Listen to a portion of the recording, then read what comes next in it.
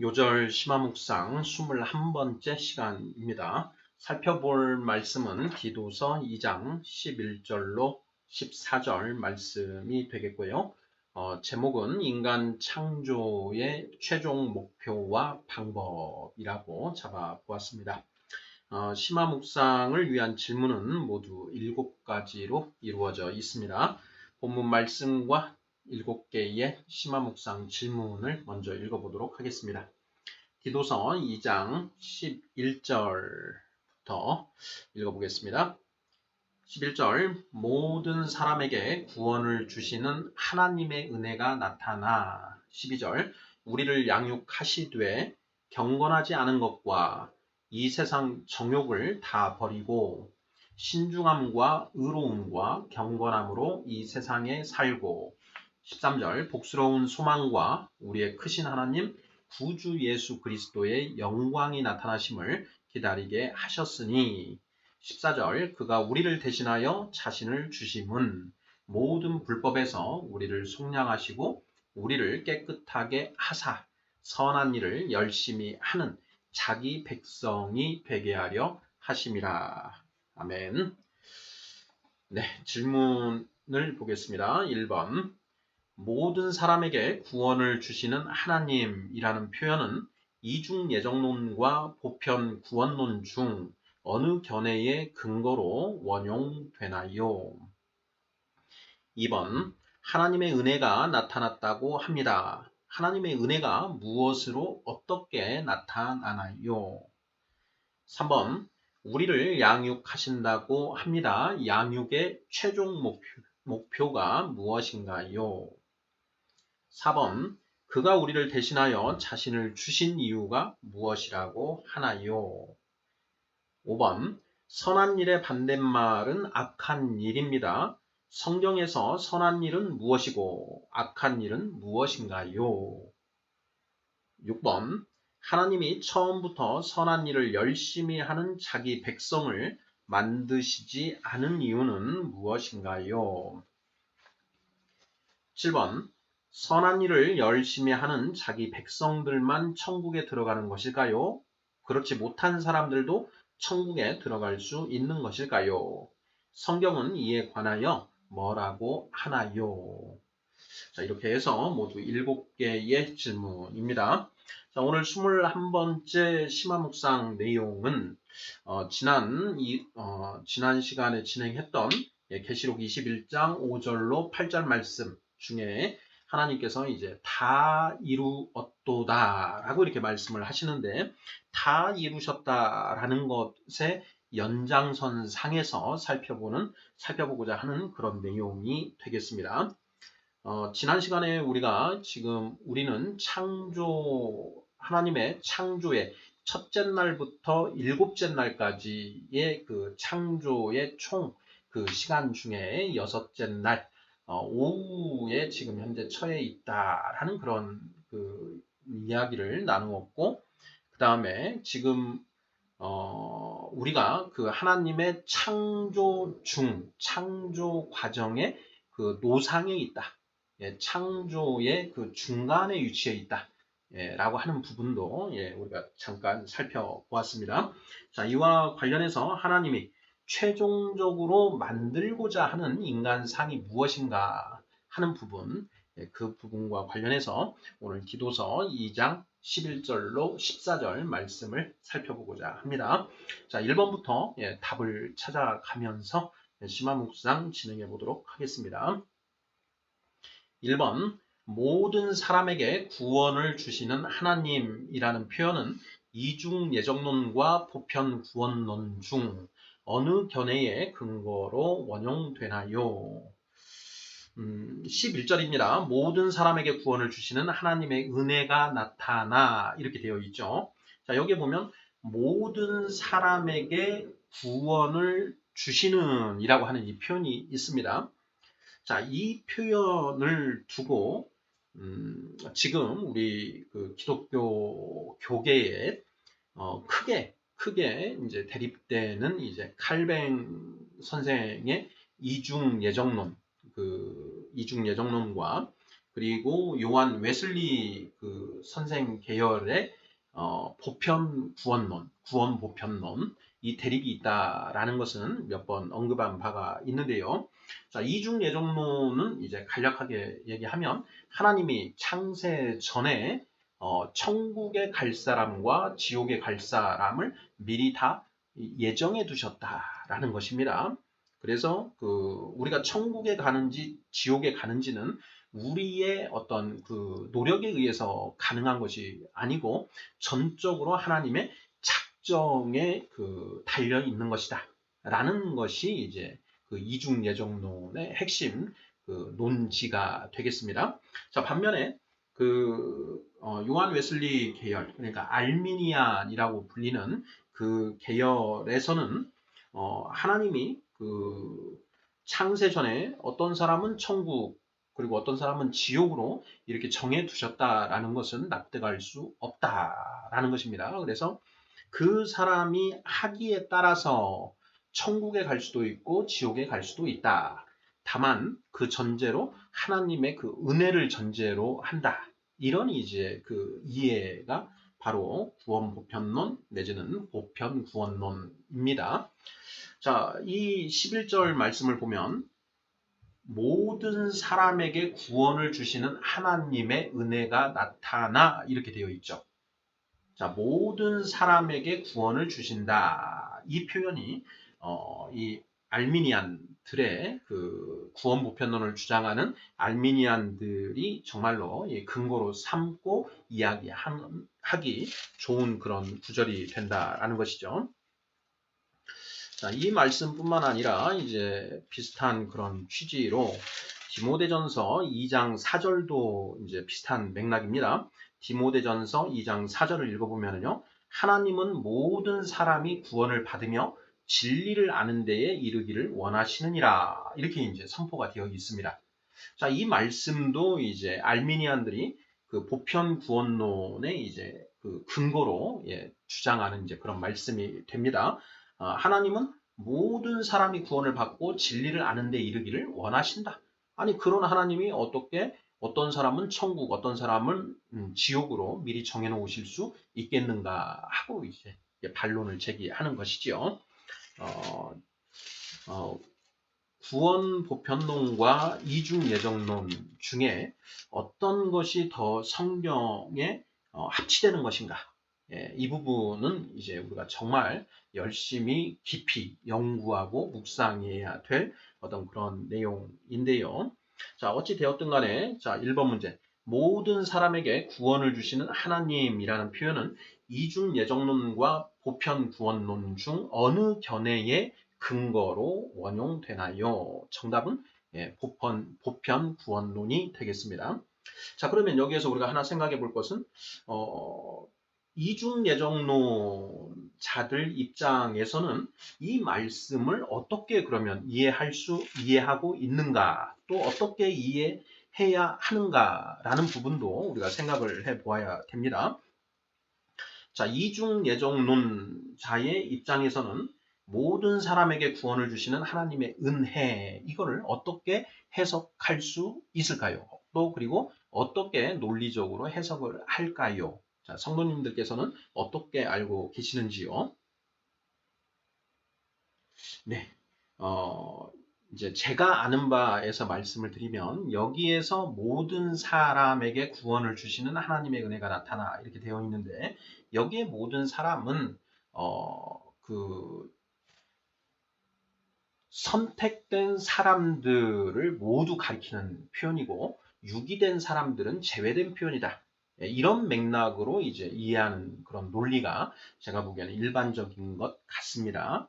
마찬가지로 그 디모데전서 2장 4절 말씀도 역시 같은 맥락으로 하나님은 모든 사람이 구원을 받으며 진리를 아는 데에 이르기를 원하신다라고 하는데 여기에 모든 사람은 하나님의 선택 안에 있는 사람을 가리킨다.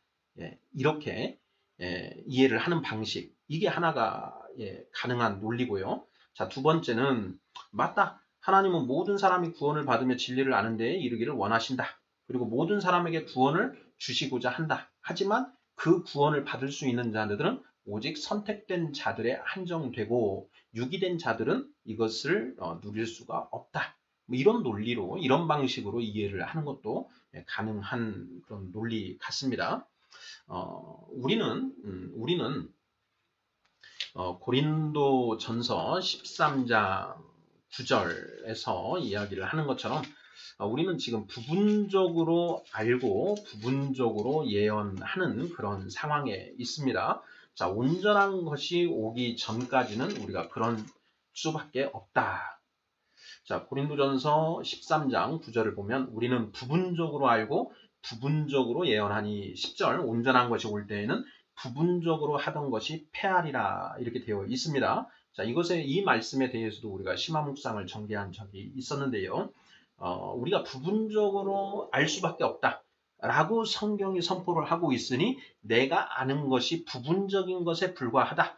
라는 것을 우리가 인정을 하고 서로 알미니안이든 칼비니스트든 서로의 그 주장이 무엇인지를 더 깊이 있게 서로 이해를 하려고 하고 그것이 성경에 어떤 말씀에 근거를 두고 있는지를 보다 정확하게 이해를 하면서 그것도 부분적으로 진리이고 이것도 부분적으로 진리라고 한다면 그것을 통합하는 어떤 그런 교리 체계로 더 발전시키는 게 맞지 않을까 이렇게 생각을 해봅니다. 자, 그와 관련해서 저는 이제 삼중 예정론이라고 하는 그런 교리가 바람직하지 않을까 이런 생각을 하고 있는데요. 자, 이 부분은 오늘은 언급하지 않고 일단 오늘 묵상 질문에 충실하게 나가보도록 하겠습니다. 2번 질문 보겠습니다. 하나님의 은혜가 나타났다고 합니다. 자, 하나님의 은혜가 무엇으로 나타나나요? 이렇게 되어 있습니다. 모든 사람에게 구원을 주시는 하나님의 은혜가 나타나 12절 우리를 양육하시되 이렇게 되어 있습니다. 하나님의 은혜가 나타나 우리를 양육하신다 이렇게 되어 있습니다.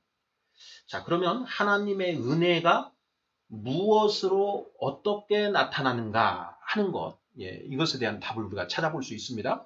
우리가 양육을 받는 것은 하나님의 말씀과 성령에 의해서 이루어지는 것이죠.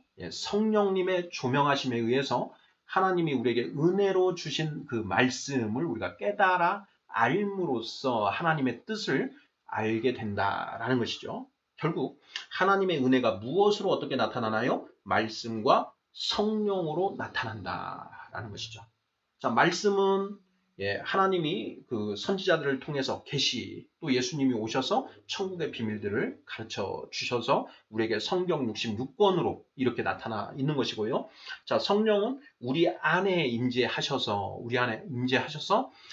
말씀을 조명해 주심으로써 말씀의 영적인 의미를 우리가 깨달을 수 있게끔 해주신다라는 것이죠. 자, 이러한 맥락으로 답을 하면 2번에 대한 정답으로서 충분하지 않을까 이런 생각을 해봅니다. 3번 문제 보겠습니다. 자, 우리를 양육하신다고 합니다. 양육의 최종 목표가 무엇인가요? 디도서 2장 12절을 보면 이렇게 되어 있습니다. 우리를 양육하시되 이렇게 되어 있죠. 우리를 양육하시되 모든 사람에게 구원을 주시는 하나님의 은혜가 나타나 우리를 양육하신다라는 것이죠. 자, 이 양육의 최종 목표가 무엇인가? 항상 성경을 우리가 읽을 때 좀 뭔가 다양한 방면으로 문제를 제기를 하면서 질문을 던지면서 묵상을 해야 됩니다. 그래야 우리의 묵상이 더 깊어지고 하나님의 뜻을 온전히 알 수 있게 되는 것이죠. 조금이나마 더. 자, 그리고 성경의 의무는 반드시 성경에 답이 있다. 그래서 성경의 말씀에서 그 답을 찾아내야 된다라는 것이죠. 자, 3번 문제.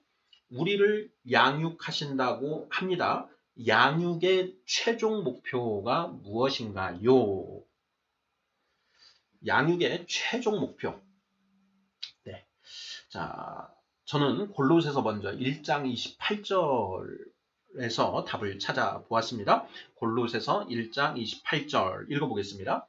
우리가 그를 전파하여 각 사람을 권하고 모든 지혜로 각 사람을 가르침은 각 사람을 그리스도 안에서 완전한 자로 세우려 함이니 이렇게 되어 있습니다.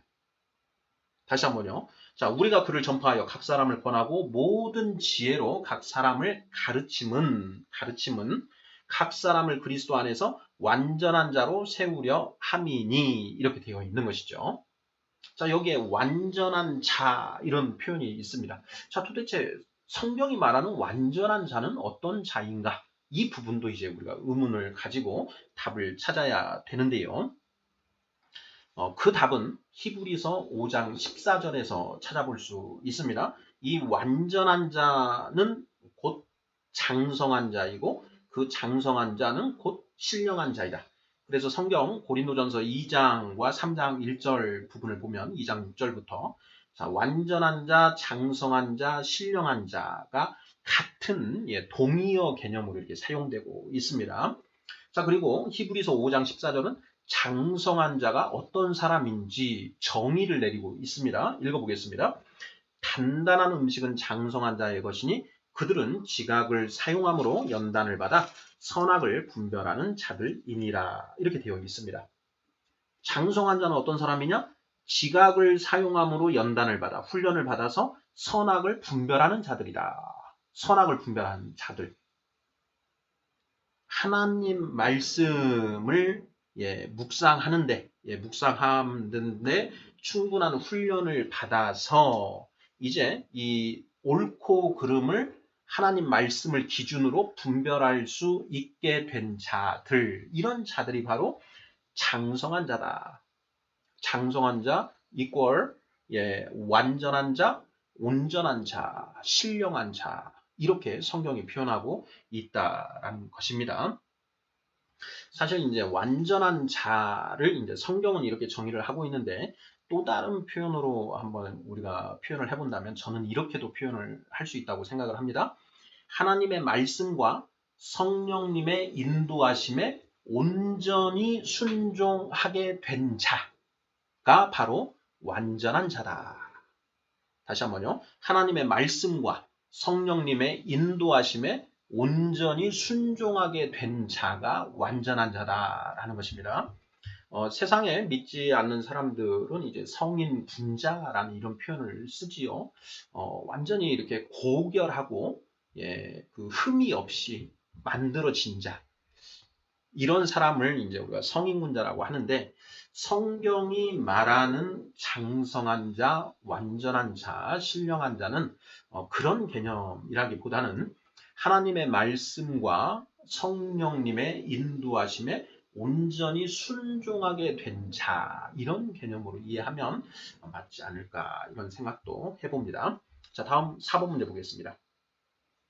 그가 우리를 대신하여 자신을 주신 이유가 무엇이라고 하나요? 자, 디도서 2장 14절에 이제 그게 나와 있습니다.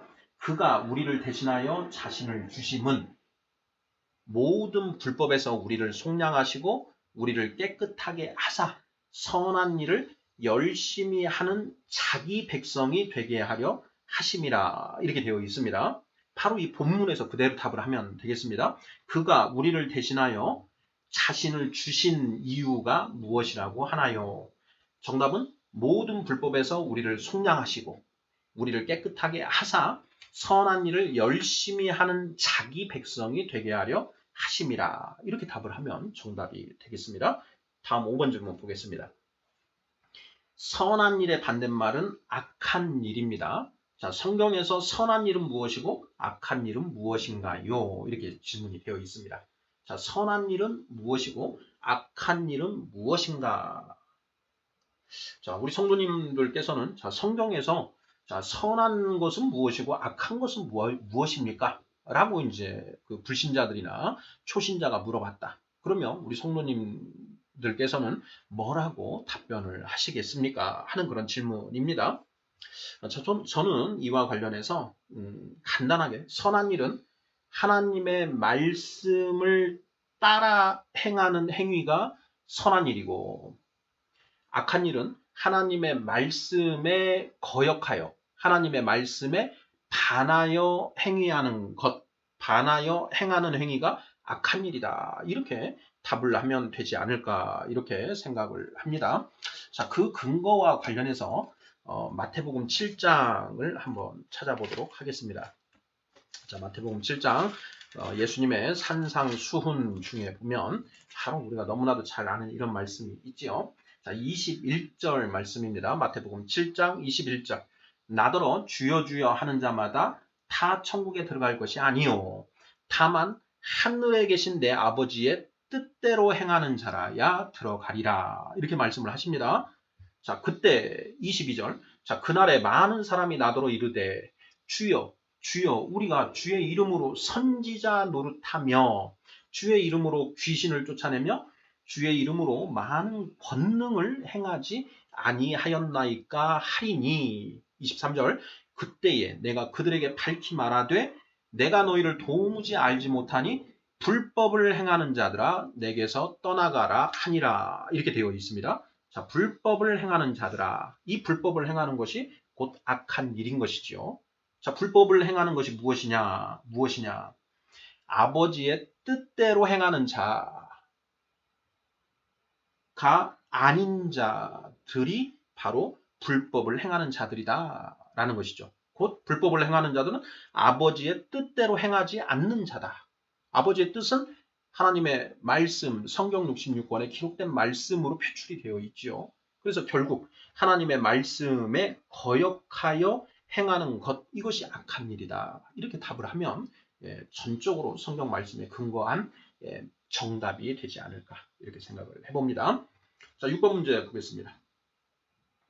하나님이 처음부터 선한 일을 열심히 하는 자기 백성을 만드시지 않은 이유는 무엇일까요? 네, 이 질문이 오늘 나누고자 하는 굉장히 이 7가지 질문 중에 가장 중요한 질문이 아닐까 싶습니다. 자, 하나님이 처음부터 선한 일을 열심히 하는 자기 백성을 만드시면 좋았지 않습니까? 왜 그렇게 만들지 않으신 것일까요? 하는 그런 질문이 되는 것입니다. 보시죠. 자, 디도서 2장 14절 보면 그가 우리를 대신하여 자신을 주심은 모든 불법에서 우리를 속량하시고 우리를 깨끗하게 하사 선한 일을 열심히 하는 자기 백성이 되게 하려 하심이라. 이렇게 되어 있습니다. 여기에 선한 일은 하나님의 말씀을 따라 행하는 것이라고 했습니다. 그러니까 하나님의 말씀에 열심히 순종하는 백성을 만들기 위해서 예수님이 죽으셨다라는 것이죠. 하나님의 말씀에 열심히 순종하는 자를 만드는 것이 예수님이 십자가에서 죽으신 목적이다라는 것이죠. 그리고 이것이 뭐냐? 하나님이 최종적으로 원하시는 인간상이라는 것이죠. 자, 우리가 지난 시간에 새하늘과 새 땅에 거룩한 성 예루살렘이 이제 임하게 되고 그 새하늘과 새 땅에 살게 될 사람들은 어떤 사람들인가 하는 부분에 대해서 우리가 살펴보았는데요. 바로 하나님이 최종적으로 원하시는 그 인간상, 최종적으로 이렇게 만들어진 사람, 이런 사람들이 천국의 새하늘과 새 땅에서 살게 된다. 어떤 사람이냐? 선한 일을 열심히 하는 자기 백성이다. 라는 것입니다. 자, 이것을 좀 더 다른 표현으로 표현하면 어떻게 되느냐? 자유의지에 기하여, 자, 자유의지를 가지고 있으면서, 자유의지는 내가 이렇게 할 수도 있고 저렇게 할 수도 있다. 이것이 나에게 달려있는 것이죠. 자, 자유의지를 가지고 있으면서 자발적으로 같은 표현입니다. 자유의지를 가지고 있으면서 자발적으로 하나님의 말씀에 순종하고 복종하는 자. 이것이 하나님이 최종적으로 만들고자 하는 인간상이다라는 것이죠. 그것이 바로 선한 일을 열심히 하는 자기 백성이다라는 것입니다. 우리가 하나님이 최종적으로 우리가 어떤 사람이 되길 원하느냐? 하나님의 말씀에 복종하고자 자기 몸을 쳐서 자기 몸을 쳐가면서 하나님의 말씀에 복종하고자 하는 그런 열심을 가지고 있는 자가 바로 하나님이 원하시는 그런 인간상이다라는 것입니다. 사도 바울 선생이 그렇게 말씀을 하시지 않습니까? 내가 내 몸을 쳐서 죽기까지 복종함은 이렇게 말씀하고 있죠. 바로 그런 존재가 바로 하나님이 궁극적으로 원하시고 만드시고자 하는 창조하시고자 하는 인간상이다라는 것이죠. 자, 그러면 6번 질문. 처음부터 그런 백성을 만드시면 되는 거 아닙니까? 왜 그렇게 안 만드시는 것입니까? 라는 것이죠. 자, 왜 아담과 하와 그리고 여섯째 날 사람을 창조하시되 남자와 여자를 창조하셨는데 그때 그런 존재, 자유의지를 가지고 있으면서 자발적으로 하나님의 말씀에 전적으로 순종하는 그런 존재로 만드시면 되지 않습니까? 근데 왜 하나님 그렇게 안 만드셨을까? 하는 그런 질문인 것이죠. 예. 저희 이 문제에 대해서 많이 생각을 해봤는데요. 자, 저의 그 답은 이렇습니다. 처음부터 그렇게 만드는 것은 불가능하다. 처음부터 자유의지를 가지고 있으면서 자발적으로 하나님의 말씀에 전적으로 순종하는 그런 인간을 처음부터 만들어내는 건 불가능하다. 왜냐하면 자, 처음부터 그렇게 하나님의 말씀에 순종하는 존재라고 한다면 그것은 로봇이나 마찬가지다. 우리 목사님들이 강단에서 많이 설교하시는 내용이죠. 하나님은 로봇을 원하는 게 아니다. 하나님은 자신과 같이 지정의, 자유의지를 가지고 있으면서 하나님의 말씀에 자발적으로 순종하는 그런 존재를 만들기를 원하시는데요. 이것은 처음에 뚝딱하고 만들 수 있는 존재가 아니다라는 것이죠. 전지전능하십니다. 하나님은 전지전능하시죠. 그래서 하나님은 어떻게 하면 그런 인간을 만들 수 있는지를 알고 계시죠. 그리고 전능하시기 때문에 그걸 가능하다는 겁니다. 근데 그걸 단번에 뚝딱하고 만드는 것은 어렵고 좀 다소 복잡한 공정을 거쳐서 그런 존재가 만들어진다라는 것을 하나님은 아신다라는 것이죠. 자, 그 특별한 공정이 무엇이냐? 타락을 했다가 회개를 하고 자신의 잘못을 깨달아서 회개를 하고 하나님의 말씀에 거역하는 것은 나에게 득될 것이 하나도 없고 나에게 온통 죽음의 고통뿐이다 라는 것을 깨닫게 되면 다시는 하나님의 말씀을 거역하지 않고 스스로 자발적으로 하나님의 말씀에 순종하게 된다라는 것이죠. 예수님이 탕자의 비유로 이걸 설명해 주신 것입니다. 자, 탕자가 아버지에게 저의 분깃을 나누어 주십시오 라고 하죠. 그런데 그 아버지가 탕자에게 두말 없이 그 분깃을 나누어 주셨습니다. 그 분깃을 나누어 주면 그 아들이 그걸 가지고 흥청망청 하면서 허랑방탕하게 살 것을 알으셨을까요? 모르셨을까요? 아셨습니다. 알고 계셨죠.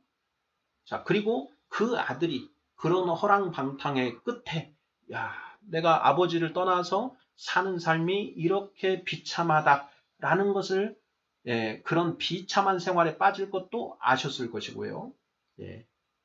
자, 그리고 그 아버지의 바람은 무엇이냐? 그것을 네가 깨닫고 나에게 돌아오기를 기다리시는 거죠. 그리고 그 아들이 돌아오면 그 돌아온 아들은 그 아버지한테 분깃을 달라고 땡깡을 부리고 뛰쳐나가던 그 아들하고는 완전히 다른 성숙한 아들이라는 것을 알고 계시는 거죠.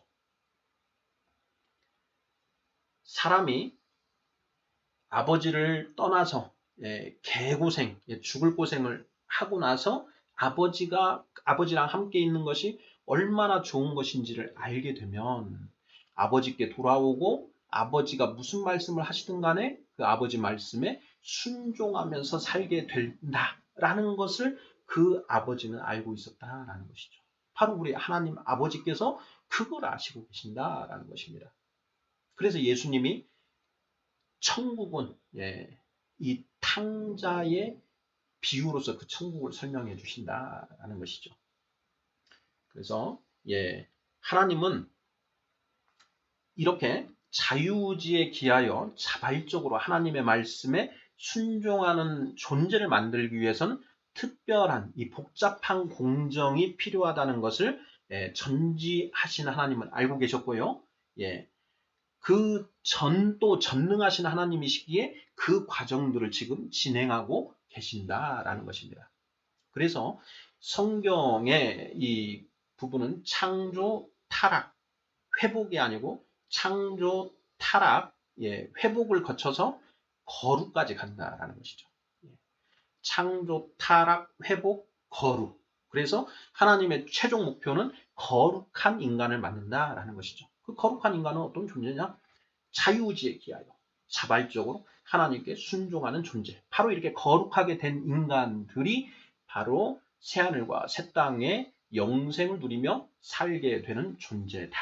이렇게 성경을 이해하는 것이 맞지 않을까 하는 것이 저의 묵상입니다. 7번 문제 보겠습니다. 자, 선한 일을 열심히 하는 자기 백성들만 천국에 들어가는 것일까요? 그렇지 못한 사람들도 천국에 들어갈 수 있는 것일까요? 자, 성경은 이에 관하여 뭐라고 하나요? 자, 우리 성도님들, 한번 답을 해보시죠. 선한 일을 열심히 하는 자기 백성이 되게 하려 하심이라. 이렇게 디도서 2장 14절에 선포를 하고 있습니다. 자, 이렇게 된 백성들만 천국에 들어가는 것인가? 천국에서 영생을 누리며 사는 것인가? 그렇게 되지 않은 사람들도 천국에 들어갈 수 있는 것인가? 하는 그런 질문입니다. 자, 어떻게 생각하십니까? 우리 생각은 중요하지 않습니다. 자, 성경은 뭐라고 이야기하고 있습니까? 찾아보죠. 요한복음 15장 2절입니다. 무릇 내게 붙어 있어 열매를 맺지 아니하는 가지는 아버지께서 그것을 제거해 버리시고 무릇 열매를 맺는 가지는 더 열매를 맺게 하려 하여 그것을 깨끗하게 하시느니라. 자, 여기에 열매는 성령의 열매를 의미합니다. 갈라디아서 5장 22, 23절. 오직 성령의 열매는 사랑과 희락과 화평과 오래 참음과 자비와 양성과 충성과 온유와 절제니 이러한 것을 막 금지할 법이 없느니라. 이렇게 되어 있죠. 바로 그 성령의 열매를 맺어야 되는데 물은 내게 붙어 있어. 예수 그리스도 하나님의 말씀에 붙어 있는 건데 붙어 있는 사람인데 열매를 맺지 않는다. 그런 성령의 열매를 맺지 않는 가지는 아버지께서 그것을 제거해 버리신다라고 하고 있죠. 자, 또 다른 말씀 보겠습니다. 마태복음 7장 21절부터 23절 한번 우리가 조금 전에 읽었죠. 나더러 주여 주여 하는 자마다 다 천국에 들어갈 것이 아니요 다만 하늘에 계신 내 아버지의 뜻대로 행하는 자라야 들어가리라. 나더러 주여 주여 하는 자, 예수 그리스도를 향하여 주여 주여 하는 자. 주여 주여 하려면요 어떤 사람이 주여 주여 할 수 있느냐? 고린도전서 12장 3절입니다. 성령이 있는 자들은 예수를 저주할 자라 하지 아니하고 성령이 없이는 예수를 주라 할 수 없다. 예수를 주라고 하는 것은요. 성령을 받았다라는 얘기입니다. 그렇죠? 나더러 주여 주여 하는 자마다 다 천국에 들어갈 것이 아니요. 다만 하늘에 계신 내 아버지의 뜻대로 행하는 자라야 들어가리라. 뜻대로 행하는 자, 선한 일을 열심히 하는 자. 이미 살펴봤죠? 자, 그날에 많은 사람이 나더러 이르되 주여 주여 우리가 주의 이름으로 선지자 노릇하며 선지자 먼저 알았다라는 것입니다. 하나님의 말씀을 성령님의 조명하심으로 먼저 깨달은 자가 선지자입니다. 선지자가 되려면 성령이 반드시 조명해 주셔야만 합니다. 그래서 선지자들은 성령 받은 자들인 것이죠. 자, 선지자 노릇하며 주의 이름으로 귀신을 쫓아내며 주의 이름으로 많은 권능을 행하지 아니하였나이까 하리니 귀신을 쫓아내려면 성령의 임재가 있어서 성령님이 귀신을 쫓아내시는 거니까요. 성령 받은 사람이다 라는 것입니다. 그때 내가 그들에게 밝히 말하되 내가 너희를 도무지 알지 못하니 불법을 행하는 자들아 내게서 떠나가라 하리라. 불법을 행하는 자들아 내게서 떠나가라. 주여 주여 하는데 주여 주여 하는 사람들인데 불법을 여전히 행하고 있다. 너희는 내게서 떠나가라. 천국에 들어간다는 말입니까? 못 들어간다는 말입니까? 히브리서 6장 7절 8절 말씀입니다. 땅이 그 위에 자주 내리는 비를 흡수하여 밭가는 자들이 쓰기에 합당한 채소를 내면 하나님께 복을 받고, 만일 가시와 엉겅퀴를 내면 버림을 당하고 저주함에 가까워 그 마지막은 불사름이 되리라. 하나님의 구원의 은혜를 받았습니다. 합당한 채소를 내면 하나님께 복을 받는다. 천국 간다는 얘기죠. 예. 그런데 합당한 채소를 내지 않고 가시와 엉겅퀴를 냈다. 그러면 버림을 당하고 저주함에 가까워 마지막은 불사름이 된다. 지옥 간다는 얘기 아니겠습니까? 그래서 7번 문제, 선한 일을 열심히 하는 자기 백성들만 천국에 들어가는 것일까요? 그렇지 못한 사람들도 천국에 들어갈 수 있는 것일까요? 성경은 이에 관하여 뭐라고 하나요? 선한 일을 열심히 하는 자기 백성들만 천국에 들어간다 라고 성경은 선포하고 있다라는 것입니다.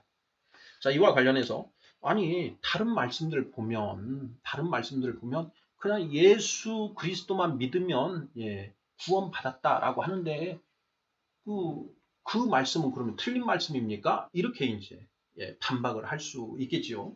저도 그 부분에 대해서 많은 생각을 해보았습니다. 자, 저의 결론은 그렇습니다. 자, 성경 66권에 기록된 어느 말씀도 한 구절 말씀도 거짓은 없습니다. 모두가 다 참이고 진리입니다. 자, 그런데 이 말씀과 A라는 말씀과 B라는 말씀이 다소 충돌하는 것처럼 보인다. A라는 말씀은 구원의 조건으로 그 1번과 2번을 모두 이야기하고 있고, B라는 말씀은 구원의 조건으로 1번만 이야기하고 있다. 또 C라는 말씀은 구원의 조건으로 2번만 이야기를 하고 있다. 자, 이런다라고 했을 때요, 성경 말씀은 서로 모순저촉이 있을 수가 없습니다. 그렇죠? 자, 그래서 우리는 어떻게 성경을 이해해야 되느냐? 그 말씀을 모두 통합해서 이해를 해야 된다라는 것이죠. 그러면 결국은 그 성경을 모두 통합해서, 자, 1번 조건을 이야기하고 있는 말씀, 그리고 2번 조건을 이야기하고 있는 말씀, 1, 2번을 모두 이야기하고 있는 말씀을 모두 통합해서 결론은 1번도 필요하고 2번도 필요하다. 1번만 가지고는 안 된다. 2번만 가지고도 안 된다. 1번과 2번이 모두 있어야만 구원을 받는구나. 이렇게 이해를 해야 된다라는 것이죠. 자, 구원의 조건에 예를 들어서 세 가지가 있다. 그런데 어떤 말씀은 그 중에 1번만 이야기하고 있고, 어떤 말씀은 2번만 얘기하고 있고, 어떤 말씀은 3번만 얘기하고 있다. 또 어떤 말씀은 1번과 2번을, 어떤 말씀은 2번과 3번을, 또 어떤 말씀은 1번과 3번만 이야기하고 있고, 또 어떤 말씀은 1, 2, 3을 다 이야기하고 있다. 자, 그러면 우리가 구원받기 위해서는 어떻게 해야 됩니까? 1번, 2번, 3번 조건을 모두 충족해야 되지요. 이제 법조계에서는 이제 법률 요건이다 이런 표현을 씁니다. 법률 요건이라는 그런 표현을 쓰고, 형법과 관련해서는 이제 구성 요건 해당성이라고 해서 구성 요건을 이제 따져 보는데요. 뭐 살인죄 구성 요건이 되기 위해서는 여러 가지 그 요건들 몇 가지가 있습니다. 자, 그것을 모두 충족해야만 살인죄의 구속 요건을 충족한다 이렇게 얘기를 하고요. 민법에서 우리가 손해배상을 청구하기 위해서는 또 몇 가지 조건이 필요한데 그 조건을 모두 충족해야만 우리가 손해배상 청구권이 생긴다. 이렇게 이야기를 하는 거거든요. 똑같습니다. 성경도. 그래서 성경이 성경 66권에 어떤 것과 관련해서 그거에 대한 조건들이 여기저기 흩어져 있으면 그것을 다 모아서 그것 전체를 그 조건으로 보아야만 올바른 성경 묵상이요 성경 해석이 된다라는 것이죠. 그래서 이제 이 말씀을 보면 그냥 예수님만 믿으면 구원받는다고 되어 있는데 그렇게 묻는 분들에게 이렇게 답을 하시는 것이 맞다라는 것입니다. 디모데후서 3장 16, 17절을 통해서 하나님이 정말 만드시고자 하는 최종 목적으로 하는 인간상이 어떤 것인지 이 말씀에 나와 있는데요. 한번 보겠습니다. 우리가 암송도 많이 하는 그런 말씀입니다. 자, 모든 성경은 하나님의 감동으로 된 것으로 교훈과 책망과 바르게 함과 의로 교육하기에 유익하니 이는 하나님의 사람으로 온전하게 하며 모든 선한 일을 행할 능력을 갖추게 하려 함이라 이렇게 되어 있습니다. 디도서 그 내용과 디도서 오늘 살펴본 2장 14절 말씀과 너무나 비슷하죠. 하나님의 사람으로 온전하게 하며 모든 선한 일을 행할 능력을 갖추게 하려 함이라 이렇게 되어 있다는 것입니다. 하나님의 창조의 최종 목표, 인간 창조의 최종 목표는 무엇이냐? 바로 이 완전한 인간이라는 것입니다. 거룩하게 된 그 인간만 새하늘과 새 땅에서 살 수 있게 된다라는 것이 성경이 너무나도 명확하게 이야기하고 있는 거라는 것. 이것을 놓치면 절대 안 된다라는 것입니다. 인간 창조의 최종 목표와 방법은 무엇이냐? 방법은 디도서 3장 5절입니다. 우리를 구원하시되 우리가 행한 바 의로운 행위로 말미암지 아니하시고 오직 그의 긍휼하심을 따라 중생의 씻음과 성령의 새롭게 하심으로 하셨나니 이렇게 되어 있습니다. 중생의 씻음, 칭의이고요. 성령의 새롭게 하심, 성화입니다. 칭의 플러스 성화에 의해서 우리의 구원이 성취된다라는 얘기죠. 우리를 구원하시되 우리의 의로운 행위로 하지 아니하고 우리의 의로운 행위로 말미암지 아니하고 오직 그의 긍휼하심을 따라 하나님의 긍휼하심을 따라 칭의와 성화의 과정을 통해서 우리의 구원이 완성된다, 성취된다라는 그런 말씀이라는 것이지요. 자, 인간 창조의 최종 목표, 거룩한, 장성한 자, 완전한 자, 신령한 자. 방법은 무엇이냐? 하나님의 말씀과 성령에 의해서 이루어지는 것이다. 사람은 할 수 없으나 하나님은 다 하실 수 있느니라. 구원받는 이가 어떻게 구원을 받을 수 있습니까? 사람으로서는 할 수 없으되 하나님은 하실 수 있느니라. 하나님의 말씀과 하나님의 성령으로 우리의 구원을 만들어 내시고 성취하신다라는 그런 말씀인 것이지요. 자, 요절 심화묵상 21번째 시간으로 디도서 2장 11절로 14절 말씀을 인간 창조의 최종 목표와 방법이라는 제목으로 살펴보았습니다. 아멘.